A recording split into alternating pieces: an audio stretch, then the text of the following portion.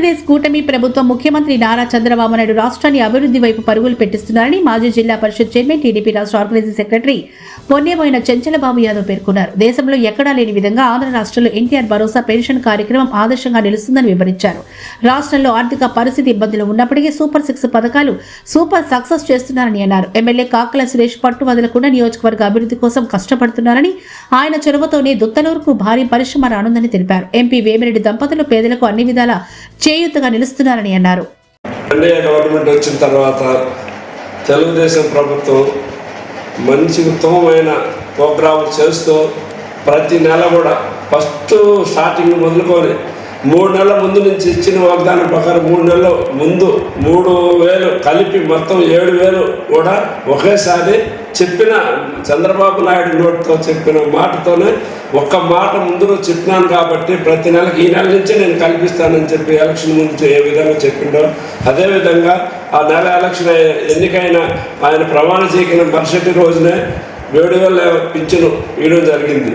అదేవిధంగా ప్రతి నెల కూడా ఎన్ని ఇబ్బందులు వచ్చినా ఎన్ని సమస్యలు వచ్చినా ప్రతి సమస్య కూడా ఒకరోజు 1వ తారీఖు ఆదివారం వచ్చిందని తెలిసినా, ఒక పండగ వచ్చిందని తెలిసినా 21వ తారీఖు అతను పింఛను 30వ తారీఖు ఇవ్వడము, ఈ నెల 28 అయితే 28 ఆదివారాన్ని దృష్టిలో పెట్టుకొని మళ్ళీ నిన్ననే శనివారం రోజు మేమందరం కూడా పింఛన్లో ఇవ్వడం జరుగుతుంది.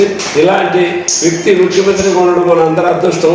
రెండోది ఇంకొక విషయం ఏంటంటే మన తాలూకాలో కూడా మన ఎమ్మెల్యే కూడా కాకల సురేష్ కూడా అదినిత్యం తాలూకా మీద దృష్టి పెట్టి ప్రతి కార్యక్రమానికి కూడా ఆయన చురుగ్గా పాల్గొంటూ కార్యకర్తలు సమన్వయం చేస్తూ ప్రతి విషయంలో కూడా ఆయనతోటి మన చెంచలబాబు గారు కూడా ఏదన్నా విషయం ఉంటే ఆయన కానీ విజయరామరెడ్డి గారు కానీ మనకి ఇక్కడ ఉన్నటువంటి పార్టీ అధ్యక్షులు కానీ పార్టీ నాయకులు కూడా అందరూ ప్రతి వాళ్ళు క్షమిస్తూ అందరు ప్రతి కార్యక్రమాలు చురుగ్గా పాల్గొంటున్నారు. అదేవిధంగా భారతదేశంలో ఏ రాష్ట్రంలో కూడా వితంతు పెన్షన్లు, వృద్ధాప్య పెన్షన్లు 4,000 రూపాయలు ఇస్తున్న ఘనత ఆంధ్ర రాష్ట్రాన్ని అని చెప్పి ఈ యొక్క ఆంధ్ర రాష్ట్రంలో పేద ప్రజలకు ఈ పెన్షన్ అనేది ఒక వరం అని చెప్పి తెలియజేసుకుంటున్నా. ప్రతి నెలకు 2,700 రూపాయలు రాష్ట్ర బడ్జెట్లో పెన్షన్ల కోసం ఖర్చు పెడుతున్నారు. రాష్ట్ర ఖజానా ఖాళీగా ఉన్నా, అప్పుల్లో రాష్ట్రం ఉన్నా, గత ముఖ్యమంత్రి ఈ రాష్ట్రాన్ని అప్పులు పాలు చేసిన ముఖ్యమంత్రి చంద్రబాబు నాయుడు గారి నేతృత్వంలో కూటమి ప్రభుత్వం అధికారంలోకి వచ్చిన తర్వాత సంక్షేమ పథకాలను అమలు చేయడంలో ఎటువంటి జాప్యం లేకుండా, ఎటువంటి ఆలస్యం లేకుండా అమలు చేస్తున్నారని తెలియజేసుకుంటున్నా. సూపర్ 6 పథకాలను సూపర్ సక్సెస్ చేసిన ఘనత కూడా మన ప్రభుత్వాన్ని తెలియజేసుకుంటున్నా. సూపర్ 6 పథకాలలో అనేక కార్యక్రమాలని ఇచ్చిన హామీలను, ఇవ్వని హామీలను కూడా అమలు చేశారు. అమరావతి రాజధానికి దాదాపు 20,000 కోట్ల రూపాయలు నిధులు కేంద్రం తీసుకువచ్చి ఈరోజు అమరావతిని భారతదేశంలోనే అద్భుత రాజధానిగా చేసే ప్రయత్నం కూడా మన ముఖ్యమంత్రి గారు, మన యువ నాయకులు నారా లోకేష్ బాబు గారు, పవన్ కళ్యాణ్ గారు చేస్తున్నారు. అలాగే పోలవరం ప్రాజెక్టుని పరుగులు చేస్తున్నారు. మనం చూసాం గత 3 రోజుల క్రితం మార్కాపురంలో చంద్రబాబు నాయుడు గారు వెలిగొండ ప్రాజెక్టుకి కొత్త కెనాల్కి 493 కోట్ల రూపాయలతో శంకుస్థాపన చేశారు. ఇది పూర్తయితే ఈరోజు మార్కాపురం కానీ, కలిగిరి కానీ, అలాగే సిఎస్పురం కానీ, పామూరు కానీ, ఉదయగిరి కానీ అన్ని నియోజకవర్గాలకు కూడా వెలుగొండ ద్వారా నీరు వచ్చే అవకాశం ఉంది.